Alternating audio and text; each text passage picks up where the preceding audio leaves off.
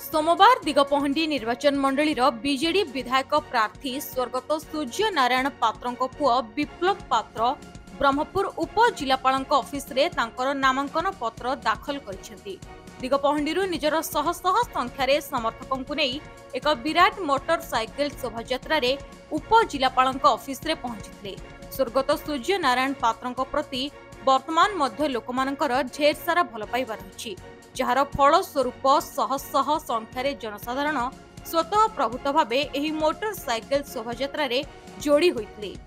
दिगपहंडी निर्वाचन मंडली रे सूर्य पात्र तीन थर विधायक रही समस्त विकासमूलक कार्य करथिले। बापांकर सही अधूरा स्वप्न को पूरण करी विकास को आहुरी त्वरान्वित करिबी। एतत् व्यतीत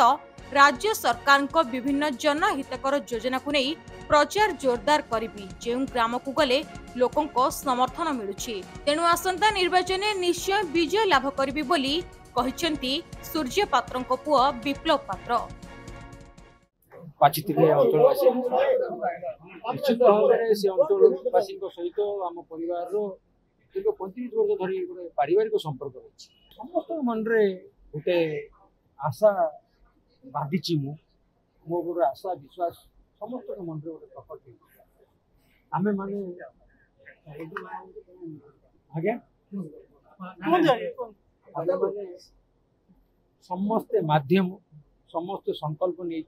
नवीन बाबू षष्ठ थर ओडिशार मुख्यमंत्री करें आसंता अक्टोबर मासरे सी भारतर सर्वाधिक समय धरिकी भारत मुख्यमंत्री भावे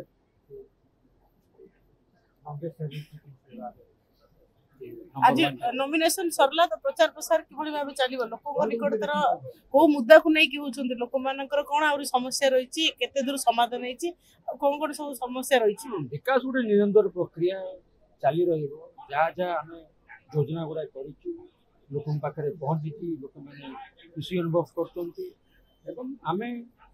प्रत्येक गांव को जाइकी विभिन्न 16 मास 17 मास भितरे सरकार आम ओडिशा नवीनता कार्यक्रम हो कि अर्पण रस कार्यक्रम हो कि घर घर शब्द कार्यक्रम आम विभिन्न कार्यक्रम योजना रे आम लोक निकट पाखे पहुंची समस्या दूर भी कर तो आम कंटिन्यूअस प्रक्रिया प्रचार प्रसार इलेक्शन बाजा बाजिला प्रति प्रचार कर मोर तो प्रचार